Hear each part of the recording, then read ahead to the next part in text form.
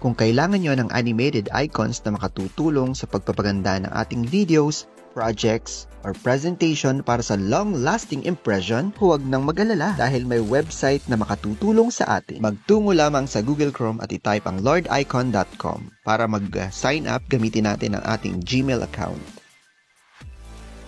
Click Continue. Ngayon ay pumili tayo ng account type at ang napili ko dyan ay individual as educator.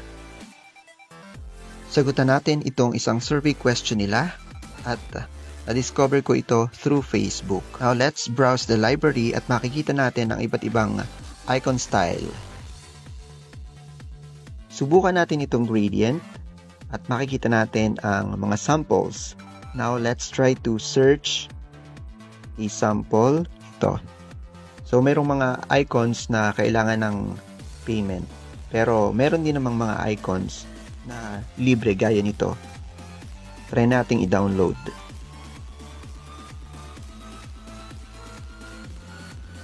At once na download na, nasa gallery na ang inyong icon. Kaya naman,